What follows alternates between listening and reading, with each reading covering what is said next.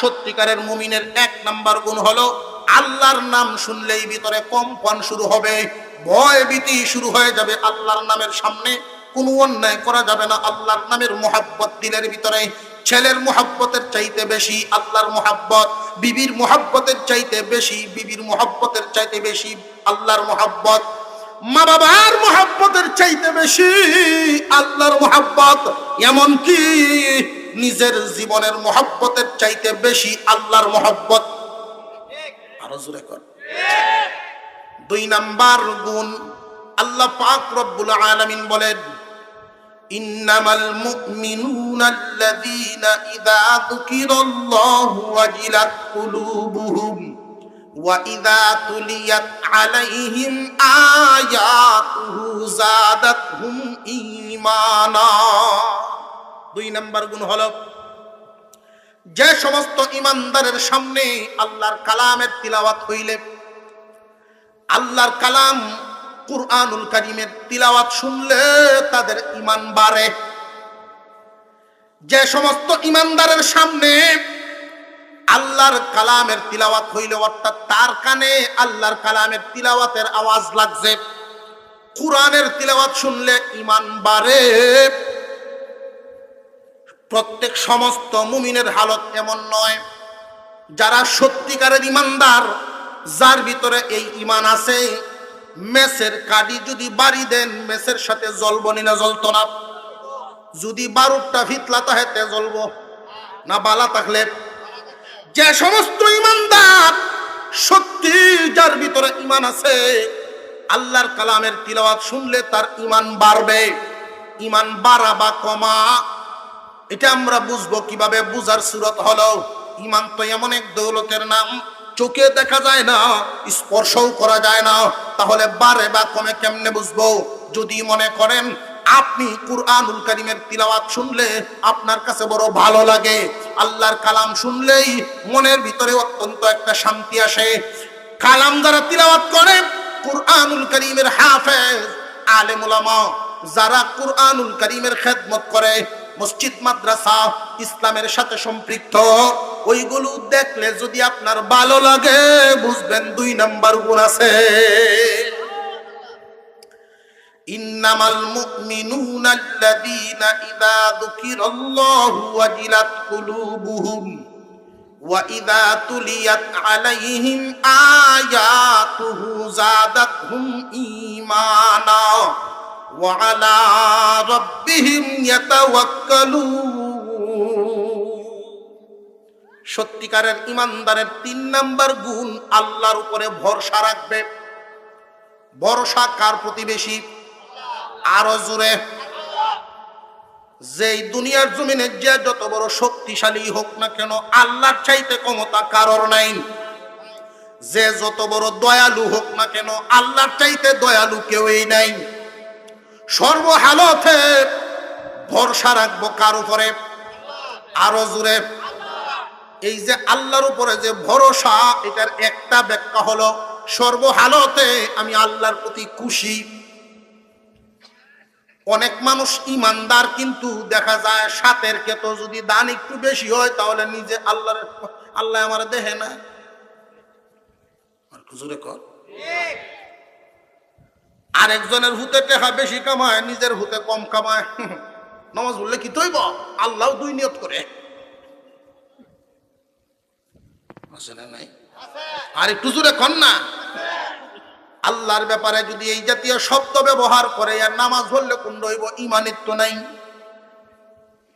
আল্লাহকে যদি কেউ গালি দেয়, তুচ্ছ তাচ্ছিল্য শব্দ ব্যবহার করে, ঈমান থাকবে? মুরগির বাচ্চা নেই জায়গায় শিয়ালে গুসায় আল্লাহ গালি করতেছে। একজন মহিলা এটা বুঝে না যে আল্লাহকে কি কথা বলতে হবে, কার শানে কোন কথা বলা লাগে, এটা বুঝে না। খুব সাবধান, কেউ যদি আল্লাহকে গালি দেয়, বিশ্ব নবীকে কেউ যদি গালি দেয়, ইসলামের কোনো বিষয় নিয়ে যদি তুচ্ছ তাচ্ছিল্য করে, তার ঈমান চলে যায়। নতুন করে কালিমা পড়ে মুসলমান হওয়া লাগবে। খুব ভালো করে বুঝে রাখবেন। সত্যিকারের ইমানদারের 3 নাম্বার গুণ হলো সর্বহালতে আল্লাহর প্রতি খুশি থাকা। হাজী ইমদাদুল্লাহ মুহাজির মক্কি সফরে গেছেন, ওনার খাদেম আয়েশা বলেন, হুজুর একটা দুঃখের সংবাদ আছে, আপনার যেই ব্যাগটা ছিল কাগজপত্র টাকা পয়সা সব হারায় গেছে, মনে হয় চুরে নিয়ে গেছে। উনি বলেন আলহামদুলিল্লাহ। এই আলহামদুলিল্লাহ শব্দটা কি আল্লাহর প্রতি বেজার না খুশি? কিছুক্ষণ পরেই খাদেম আয়েশা কোন, হুজুর ব্যাগটা তো পাওয়া গেছে। তখনও তিনি কোন আলহামদুলিল্লাহ। এখন খাদেম কয়, হুজুর বুঝলাম না, হারাইছেন আলহামদুলিল্লাহ, পাইছেন তবু আলহামদুলিল্লাহ, কোনটার অর্থটা কি? হাজী ইমদাদুল্লাহ মুহাজির মক্কি বলেন, সর্বহালতে আল্লাহর প্রতি খুশি থাকা ইমানদারের কাজ। আল্লাহর ভালো লাগছে আমাকে শুধু ছেলে দিছেন, মেয়ে দেন নাই, আমি আল্লাহর প্রতি খুশি আছি। আল্লাহর ভালো লাগছে আমাকে শুধু মেয়ে দিছেন, ছেলে দেন নাই, তবু আল্লাহর প্রতি খুশি। আল্লাহর ভালো লাগছে ছেলেও দেন নাই, মেয়েও দেন নাই, তবু আল্লাহর প্রতি খুশি। জোর করিয়া কি আনন্দ যাইব না? গুসায় মাজারও যাও না। আল্লাহ যখন দিছেই না, গিয়া দেখি আর এক আধ নিয়ে আনতাম পারি, এমন আছে না নাই? বেডোহা যায়নি না, যায় না। এমন কিছু কথা বলে আল্লাহর শানের খেলাফ হয়, ঈমান চলে যায়।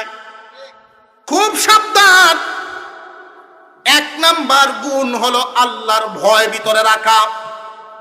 2 নাম্বার গুণ, ইসলামের প্রত্যেকটা কাজের সাথে, অর্থাৎ কোরআনের তেলাওয়াত শুনলে ভালো লাগে, কোরআনের সাথে সম্পৃক্ত যা আছে সবকিছু আমার ভালো লাগে। এটা হইল ঈমানের 2 নাম্বার গুণ। 3 নাম্বার, সর্বহালতে আমি আল্লাহর প্রতি খুশি। আমার লাভ হইলেও খুশি, লস হইলেও খুশি। যদি আমার শুধু লাভ হইলে, ভালো হইলে আল্লাহর প্রতি খুশি থাকি, আর যদি বুড়া হয় তাহলে মনটা আমার খারাপ হয়ে রে খুশি না, তাহলে বোঝা গেল আমি ইমানদার নামে মতলববাজ। কথা বুঝে আসতেছে? সত্যিকারের ইমানদার হওয়ার জন্য উভয়টা থাকতে হবে, সর্বহালতে আল্লাহর প্রতি খুশি। 4 নাম্বার গুণ হলো আল্লাযীনা ইউকিমুনাস সালাহ। 4 নাম্বার, নামাজ কায়েম করবে। নামাজ কায়েম করবে। নামাজ কায়েমের অর্থ হলো নামাজকে প্রতিষ্ঠা করবে। মুফাসসিরিনে কেরাম কয়েকটা অর্থ করেছেন, এর মধ্যে একটা অর্থ হলো নিজেও নামাজ পড়বেন, নিজের সন্তানদেরকে তাগিদ দিতে হবে। নিজের ঘরে নামাজ থাকবে না, আপনি একলা নামাজি হইলে লাভ কি? আপনি যাদের ভরণ পোষণের জিম্মাদার, শুধু ইহকালের চিন্তা করলে হবে না, পরকালের চিন্তাও আপনার করতে হবে। আপনি শুধু নামাজ পড়েন মসজিদে, ছেলেরে ডাকে আপনি কইয়া গেলেন যে আমি মসজিদে যাই, তুই গিয়াল রাজুর। কথা বলছি না? বাপে কইতাছে আমি মসজিদে যাইতাছি, তাড়াতাড়ি উঠতে গিয়ে আলটা জুর। এটা কি ইমানদারের কাজ হইল না? ইমানদারের কাজ হবে যে আমি মসজিদে যাই, তুইও জলদি আয়া জমাতো শাড়ি কর। আমি মসজিদে যাই, জলদি তুই একটা নামাজ পড়। এটা হলো সত্যিকারের ইমানদার। নিজেও নামাজ পড়বে, নিজের ঘরের মধ্যে তার দায়িত্বে যারা আছে এর মধ্যে নামাজ প্রতিষ্ঠা করবে। একজন মেম্বারের দায়িত্ব নিজে নামাজ পড়বে, তার ওয়ার্ডের সকল যারা তার অধীনস্থ সবাইকে নামাজের তাকিদ দিবে। একজন চেয়ারম্যান তার ইউনিয়নের সবাইকে নামাজের দাওয়াত দিবে, নামাজের তাগিদ দিবে। একজন এমপি তার এলাকার সব মানুষকে নামাজি বানাবে। প্রধানমন্ত্রীর দায়িত্ব সারা দেশের মানুষকে নামাজ বাধ্যতামূলক করে দেওয়া। যদি কোরআনের মতে এই কাজ বাংলাদেশে কখনো প্রতিষ্ঠা হয়, লক্ষ্য করে দেখবেন 1 মাসের মধ্যে অন্যায় অপরাধ অর্ধেকের চাইতে কমিয়া যাইব। কত কিছু করা হইতাছে, অন্যায় কমাইতে পারে না। যেই লাইনে কমবো ওই লাইনে যায় না, উল্টা লাইনে যায়। এত সুন্দর জান্নাত বানায় রাখছেন আল্লাহ পাক। জান্নাতের নাজ নিয়ামতের কথা কুরআন এবং হাদিসের বিভিন্ন জায়গায় আলোচনা হয়েছে। এই পৃথিবীর জমিনে কোনো মানুষ যদি সপ্ত রাজ্যের মালিক হও।